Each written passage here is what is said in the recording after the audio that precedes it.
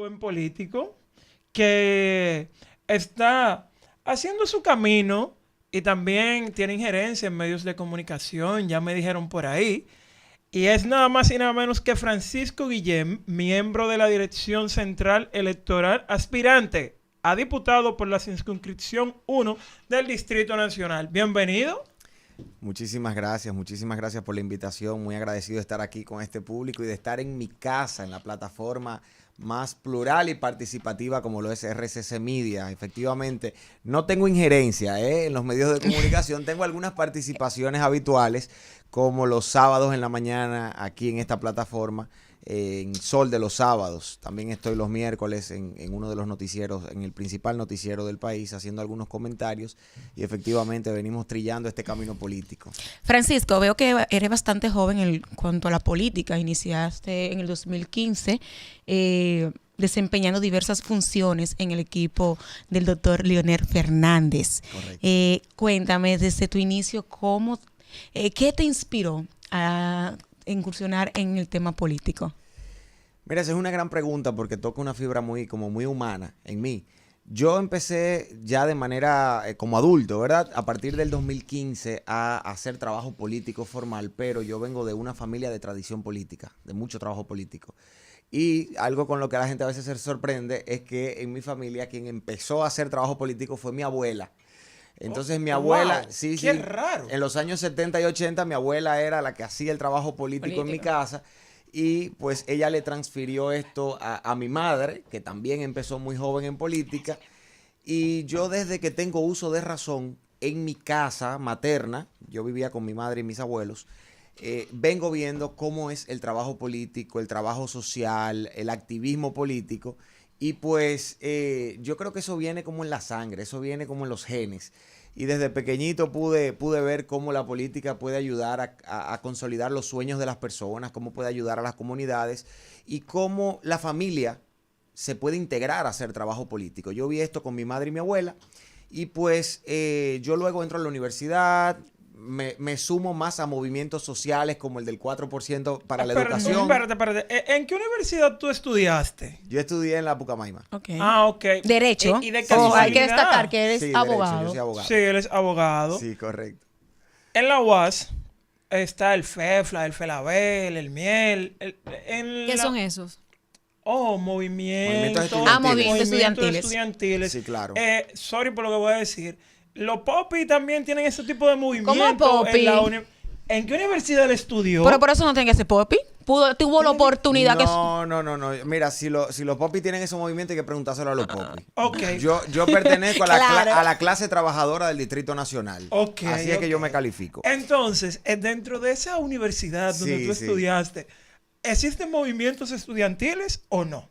Mira, lo que pasa es que hay que analizar el contexto histórico de los movimientos estudiantiles, que por cierto, esos movimientos de la UAS son y han sido sumamente importantes para el crecimiento de los estudiantes, para la consolidación de derechos y para el fortalecimiento de la propia Universidad Autónoma de Santo Domingo, la primera del Nuevo Mundo.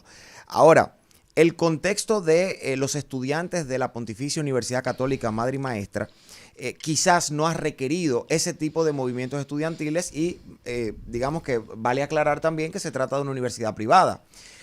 Lo que sí tenemos en la Pucamaima es el Comité de Estudiantes de Derecho, del cual formé parte como secretario de Asuntos Jurídicos de ese comité, que representa a la totalidad de los estudiantes de Derecho de la universidad, y posteriormente fui vicepresidente del Comité de Estudiantes de Derecho. Ha estado en diferentes puestos, cargos muy importantes dentro de esa directiva. Sí, que nos permitía estar Sí. en contacto permanente con la población estudiantil, con el profesorado, traer de afuera cosas a la universidad para el provecho de los estudiantes, pero fuera de la universidad también estuve en los movimientos por el 4% de la educación. Y a veces es gracioso porque hay gente que me dice, ¿cómo si tú eras de los que estaba protestando por el 4%? Al mismo tiempo, tú eras seguidor de Leonel Fernández. Y quizás esa es una de las principales razones por la que yo estoy al lado del presidente de la Fuerza del Pueblo, del doctor Leonel Fernández. Él es una persona que comprende muy bien los procesos democráticos. Él entiende que quienes están a su alrededor comparten su visión, comparten sus ideas, pero pueden tener también desacuerdos. Y en Claro. ese momento, yo como un joven con muchas inquietudes, pues entendía que el 4% era una lucha justa, que bueno, ya recientemente se ha demostrado que el presidente Fernández tenía la razón. No podíamos destinar tanta cantidad de recursos si no había un plan estratégico para implementarlo. Bueno, en ese caso, lo que habrá fallado, todos, bueno, lamentablemente. Desde que se empezó a implementar. Es que no A hubo donde una se estrategia. falló No hubo. entonces fue en eso. Tenemos este dinero y ¿qué podemos hacer? Te lo puedo decir porque en mi caso yo también soy docente y me tocó vivir todo esto de la tanda extendida y es doloroso cuando ya se termina el turno del almuerzo y tú tienes niños con sueño a seguir recibiendo lo mismo que se dio en la mañana y que siempre se ha sido mi lucha constante y yo dije, la tanda extendida hay que convertirla en un espacio donde yo como alumno creativo, un ejemplo, a mí me gusta la ingeniería inversa. Nosotros tengamos a alguien que, ojo, el gobierno lo puede hacer. Y también esto no solamente le toca al gobierno de turno, sino al pasado también. Bueno, estos muchachos tienen interés, vamos a suponer que no es un politécnico. Pues en mi caso yo trabajé en Don Bosco. Esto no es un politécnico, pero tenemos herramientas, cómo traer a algún ingeniero que nos pueda hablar de ingeniería en esta área. Bueno, vamos a tenerlo, vamos a ver qué proyecto tienen los muchachos. Hay niños dentro de las escuelas que tienen, por ponerte un ejemplo, algunas niñas que trabajan bisutería. O en mi caso, yo tenía un periódico dentro del liceo, pero yo no tuve un profesor con una formación más allá que dijera, este muchacho tiene un negocio, porque era un negocio el periódico, y se sentara conmigo. Probablemente hoy el periódico de mi comunidad estuviese a mi cargo y es un periódico que no existe. Y siempre he dicho, a la tanda extendida hay que convertirlo en un espacio de que cuando el alumno termine tenga algún proyecto que le genere ingresos, porque lamentablemente República Dominicana, al igual que otros países, tiene una gran tasa de desempleo y no podemos quedarnos esperando de que el sector público lo va a resolver o el sector privado, que también tú le puedes aportar desde la escuela. Eso es sumamente interesante, pero lo importante ahí, eso podría ser un elemento de los que se toma en cuenta, a nuestro juicio, ¿verdad? Ahora, la tanda extendida, amén de todas las facilidades que esto le puede brindar a los padres que tienen que estar trabajando a nivel de la alimentación de los niños, que vale decir también que lo que se le da de comida y desayuno a los niños no es una comida como para ellos poder generar ideas, atraer conocimiento, para estar en condiciones físicas y biológicas óptimas para poder aprender. Espérate. Entonces, ¿qué te digo? A donde voy es, ese espacio debería servir para crear habilidades especiales en esos niños. No solamente en materia de generación de recursos. Crear habilidades especiales para que ellos estén a tono con lo que está pasando en la sociedad y en el mundo. Implementar materias, por ejemplo, que yo digo que a los niños tenemos que comenzar a educarlos desde pequeñito para que tengan el conocimiento. Claro. Es, por ejemplo, materia de en el caso de educación financiera. No, educación vial, señores, que importantísimo. Ustedes saben el desastre que hay en este país con el tema vial. O sea, comenzar a educar a ese niño qué significa una licencia, qué significa conducir bien, qué significa esto, qué significa lo otro. Claro. Otro punto también que yo digo que deben implementar, que lo quitaron hace tiempo, educación sexual. Bueno, pero hay muchísimas cosas. No, es que hay materias que se pueden complementar con la que básica que ya existe, como tú le dices, que al final tú me pasas la mañana entera dándome matemáticas, lengua española, social y naturales, y el resto de día me voy a volver a lo mismo. O sea, implementame más materia que yo pueda como ciudadano joven y educándome para un futuro. Mira, eso no se va a hacer de la noche a la mañana. No, pero se puede implementar. Ok. Tienen que haber una estrategia. Primero, no tenemos profesores, lamentablemente, no todos, formados, capacitados para dar ciertas materias. Entonces, hay que comenzar también con la capacitación de esos futuros profesores. Es un plan grandísimo. Eso tienen que sentarse expertos de diferentes áreas. A eso yo le agrego educación emocional. nosotros salimos de la escuela de un bachillerato En el y aire. no sabemos manejarlo, no sabemos qué es la vida, ¿Qué no vamos a sabemos hacer? nada, ni siquiera declarar impuestos, que es algo esencial. Por eso que los diputados tienen un rol muy importante. Y a veces yo escucho y me da pena, te lo voy a decir, escuchar estos diputados Candidatos. y senadores con unos tipos de propuestas que yo digo, en serio, tan muy para mí, porque que yo estoy pensando en un futuro, en lo inmediato, no me haga crear propuestas, proyectos de ley que no van a funcionar con la situación caótica que tenemos de hace tiempo. Ahora, hablando de propuestas, a nosotros nos interesa siempre escuchar qué propuesta tú tienes, porque a veces es muy lindo tú estar en los medios hablando mal De fulanito. del Ujú, gobierno, claro. del que está en la silla, pero ¿qué tienes para ofrecer y cómo lo vas a hacer? Porque es muy importante saber cómo, no el qué. Claro, Correcto. claro, Yerlin. Gracias por esa pregunta. Mira, nosotros iniciamos el año pasado este camino, este recorrido por los distintos sectores, hablando de sectores territoriales, profesionales, sociales, para entender, amén del trabajo político que se venía haciendo, para entender cuáles son las prioridades, las necesidades, los intereses y los sueños de la gente. Aquí en la circunscripción 1 del Distrito Nacional, aunque sabemos que una vez un diputado o un senador es elegido, es diputado y senador del país completo. Sí, correcto. Pero como representante de esta circunscripción o aspirante a representar esta circunscripción, nosotros salimos a confeccionar una especie de catálogo de necesidades, prioridades, urgencias y sueños de gente. A ver, en qué coincidían y en qué no. Y resulta sorprendente que en un espacio territorial relativamente pequeño, como lo es la circunscripción 1 del Distrito Nacional, hay tanta disparidad de necesidades entre un sector y otro. Y uno dice, ¿cómo en un radio tan pequeño, de tan pocos kilómetros cuadrados, puede haber tanta diferencia? Por ejemplo, hace poco tuvimos el problema de la falta de agua por la sequía. Había sectores, 6 meses. Le tocó. había sectores Sin agua. que no tenían nada de agua Nada. y había sectores que ni se enteraron del problema, Normal. que lo leían en el Muy periódico. ajeno que estaba. Normal. A 3 kilómetros de distancia o Sí. menos. Bueno, a eso hay que buscarle una solución integral. Pero uno tiene que entender que porque a un sector no le esté afectando, no es un problema de primer nivel y de urgencia para el resto de los sectores que sí están siendo afectados. En ese camino fuimos descubriendo otras cuestiones, como por ejemplo el tema de la seguridad ciudadana. No todos los sectores se están viendo igualmente afectados por el clima de inseguridad ciudadana que hay. Entonces, al momento de elaborar propuestas en torno a la seguridad ciudadana, la forma de abordar los Praditos, San Carlos, la No es lo zona mismo. colonial, Naco, Paraíso, no es la misma que No. Manganagua. No. Porque cada uno de estos sectores tiene su propia idiosincrasia. Y aquí quiero entrar en lo que tú mencionabas hace un momentito, de las propuestas legislativas que posteriormente se convierten en ley, pero que no llegan a aplicarse o que no resultan efectivas. Hay algo que nosotros hemos destacado desde que iniciamos en los medios de comunicación y lo hacemos también, digamos, en uso de nuestra calidad profesional de abogado, porque lo hemos visto, trabajamos todo el tiempo con leyes. En un país, en una sociedad, es muy difícil aplicar leyes cuando son dictadas sin haber sido socializadas, consensuadas y debatidas con la propia población. ¿Por qué?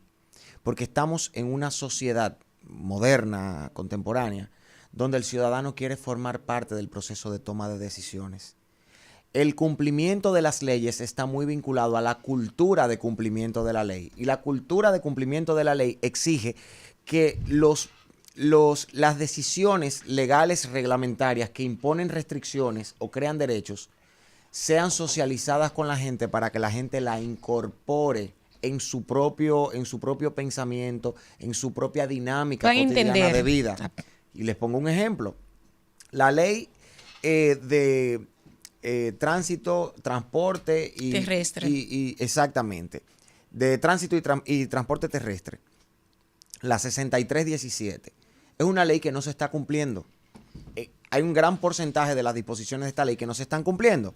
Y la pregunta que nos hacemos de inmediato es, ¿por qué? Porque no fue una ley socializada con el resto de la población fue una ley que llegó, se aprobó y se impuso. Y dirán, bueno, pero es muy difícil sentarse en una mesa de debate a socializarlo con todos los habitantes. Claro. Es un proceso cultural que hay que ir logrando, porque estamos hablando de que absolutamente todos los dominicanos debemos de cumplir con una serie de disposiciones legales. ¿Por qué a finales de los años 90, cuando nadie tenía la cultura de usar el cinturón de seguridad en los vehículos, se logró, y ya ustedes no piensan que es una obligación de la ley? Ustedes se suben en su vehículo, Obligatoriamente, inmediatamente, sí, se ponen el cinturón. sí. Porque lograron permear en el imaginario colectivo, en el pensamiento de la gente, con la idea de la protección que te brinda el cinturón de seguridad en caso de un accidente. Pero Eso ahí pasa viene con una cualquier ley. educación, ahí viene lo que ahorita, como decía, Claro. si comenzamos desde con los niños más pequeños, porque ya trabajar ya con el tema de adultos es más complicado, no es que no se logre, pero es más complicado. Comenzamos desde pequeñito con los niños, ya tenemos una educación muy diferente. Cuando ese niño, a la hora de ya que es adulto, pueda adquirir ya un vehículo, tener su licencia, que pueda conducir, ya es diferente. Tiene mucho que ver con la educación y debe de empezar por la educación. Correcto. Ahora, no he entrado a las propuestas, Yerlin, todavía de manera directa, porque quería explicarles un poco cómo ha sido este proceso de diseño. Nosotros, primero, la socialización de las necesidades y urgencias de la gente. Segundo, la elaboración de propuestas consensuadas con la propia gente y con los sectores que serán, digamos, intervenidos. Y tercero, entonces ya la elaboración de líneas de acción concretas para los planes que vamos a desarrollar, que no son solamente propuestas legislativas, que ahí hay muchos candidatos, precandidatos y actuales legisladores. Con unas propuestas. No, que están perdidos, porque creen que solamente van a elaborar leyes. Sí. Y se olvidan de dos funciones esenciales, que son la de representar y la de fiscalizar, que es donde ellos mayor potencial tienen de actuar como representantes directos de la población. Más que en el proceso de legislación, en la labor de representación y fiscalización de los poderes públicos, es donde el legislador más capacidad tiene de demostrar que es un representante directo del pueblo. Y eso muchas veces queda de lado. Por eso, en el área de representación y fiscalización, nosotros hemos unido estos dos conceptos para la creación de un mecanismo, una herramienta con base a la tecnología que va a permitir, no les puedo adelantar todo porque voy a matar la expectativa entonces del anuncio. No puedo matar la expectativa del anuncio. Pero les digo, recuerda que estás en tu casa. Eso es así. Un saludo a don Antonio. Miren, nosotros estamos trabajando en una herramienta tecnológica que va a permitir que los legisladores ejerzan una supervisión directa sobre las actuaciones administrativas del Poder Ejecutivo, sobre las actuaciones de las empresas públicas y sobre las actuaciones de las instituciones que brindan servicios públicos a los ciudadanos. Y eso va a ser una herramienta trascendental para que el ciudadano pueda remitirle, pasarle, explicarle, quejarse, comunicarle a sus representantes directamente lo que está pasando con los servicios públicos, con las actuaciones administrativas, con cualquier situación en una institución pública. Y con esa herramienta ya los legisladores no tendrán ninguna excusa para decir, no lo sabíamos. Esa es la primera y más importante de las propuestas que queremos traer, porque vamos a querer implantar como un nuevo modelo en el papel de representación y fiscalización de los legisladores con base a la tecnología. Y creo que este va a ser uno de los primeros espacios donde vamos a venir cuando ya lo hagamos público. Esperemos. Porque lo vamos a poner a disposición de toda la población y de las cámaras del Congreso desde antes de nosotros llegar allá. Porque la Excelente. intención de nosotros es aportar. Claro. En materia legislativa, nosotros queremos abordar varios temas de manera muy específica. La Ley 1-12 de Estrategia Nacional de Desarrollo. Esta ley fue una ley dictada en el año 2012 que recogía un diagnóstico de la situación social, económica, laboral de la República Dominicana en los diversos ámbitos. Y básicamente lo que sucedió con esta ley fue que se dictó, digamos que la tarea se hizo para saber cuál era la ruta que tenía que seguir la República Dominicana de cara al 2030 para lograr un desarrollo más equitativo y de mayor bienestar. Esta ley quedó en el olvido. Esta ley no se siguió aplicando, muy pocas disposiciones de ahí se aplicaron y nosotros estamos proponiendo hacer un diagnóstico con la situación actual para entender a partir del 2024 qué necesitamos para reformular la ley, sincerizar los plazos y volverla a aplicar. Estamos conversando con Francisco Guillén Blandino. De verdad que es muy interesante platicar contigo de esta propuesta interesante y que tú le explique al que nos esté escuchando. Pero tú sabes que en radio el tiempo es corto. Sí, sí, y yo creo que en otra ocasión sería Claro, bueno sí. que invitarte nuevamente para que tú desglose ampliamente de verdad que este proyecto, tu actividad, lo que tú has hecho y lo que piensas hacer. De verdad que es muy interesante. Gracias. Pero el tiempo en radio es corto. Así que, Francisco, gracias por haber compartido con nosotros. Esperamos verte de nuevo. Nosotros vamos a una pausa y regresamos aquí en Tomando el Rumbo.